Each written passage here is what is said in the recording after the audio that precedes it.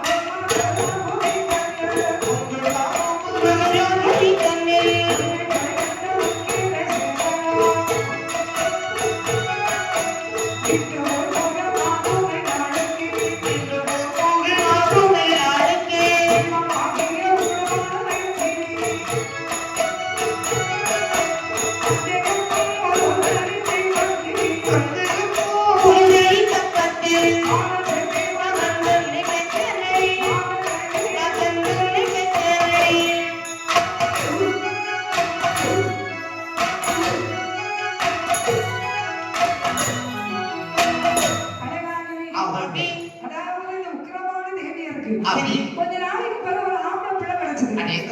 இப்போ ஒரு குழந்தை பிறகு பிள்ளை வளரை பார்க்க கண்டிப்பாக ஜோசியரை கூட்டிட்டு வரணும்.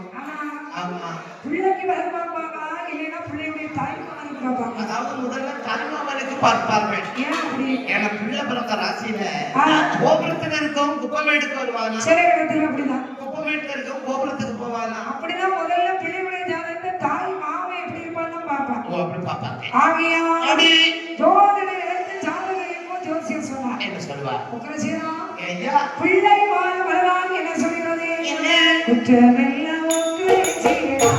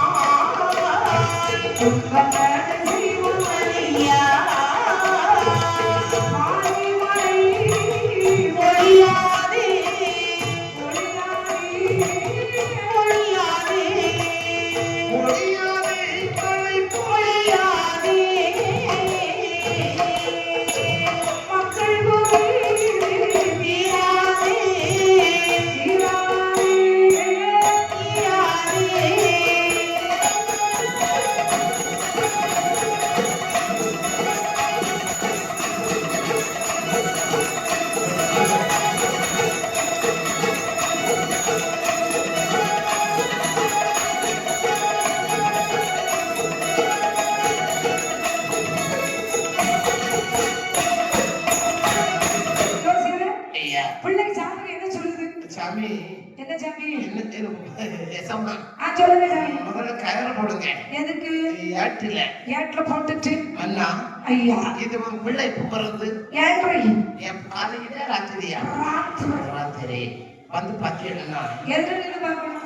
நம்ம பழக்க தோசம் சொல்லுங்க. இதுவரை உங்க நாட்டுல மழை எக்கச்சக்கம். ஒரு வரி மக்கள் செல்வ செழிப்போடு இருந்தாங்க. நல்லா இருக்காங்க. யாருக்கு இந்த கஷ்ட நஷ்டம் கிடையாது. ஒண்ணுமே கிடையாது. ஆனா இவங்க பிறந்த ராசியில ராசியை பார்க்கும்போது ஐபிகோ கோபிகோ என்ன நடக்கும்? ஈபிகோ ஐபிகோ கோபிகோ நம்ம கட்டம் அது. அது கட்ட பிள்ளைக்கு சரியில்லையோ உனக்கு சரியில்லையோ மன்னவா சுருங்க சொல்லணும். சொல்லணுமா? அந்த பிள்ளை வைத்திருப்பதை விட பிள்ளை ஒன்றில் கொள்ளுங்கள், இல்லை நாடு விட்டு நாடு கடத்துங்கள்.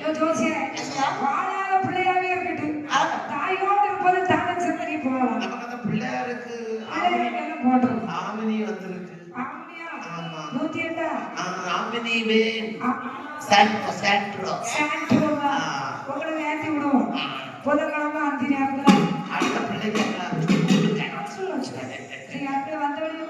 சரி சாமி. உங்க புகழ் இனிமே எங்கெல்லாம் தெரியும் தெரியுமா? பத்திராளியமே தெரியாது, எல்லாரும் தெரியும். ஊர் பேர் தெரியாதவங்க எல்லாம் உலகம் லாசத்து கொண்டு வந்துருந்தான். ஆமா ஐஸ்காரர்கள் உங்களை லைக் பண்றியா? ஐயா ஒரு குழந்தைக்காக ஒரு கோடி முட்டை இழக்க முடியுமா? நம்ம பிள்ளைகளை நம்ம பிள்ளையா நினைச்சிருக்கோம். அப்படியே ஒரு கம்சப்பாத்திரம் ஒன்றை உருவாக்கி சில முத்திரைகளை வாசகத்தை எழுதி குழந்தை எவனை ஆற்றிய அது எப்படி வருகிறது?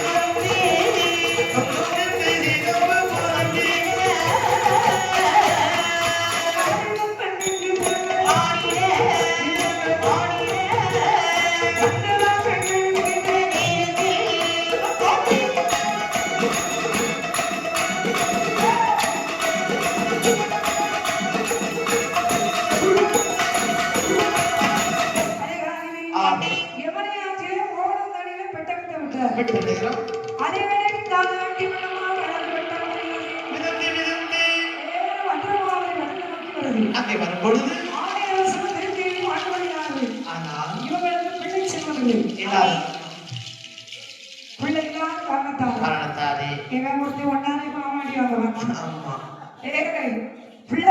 காரணத்தாலே அதனாலே இந்த திருத்தேவியுடைய தோழி பெண்களை நீராட வந்து சொல்லலாம்.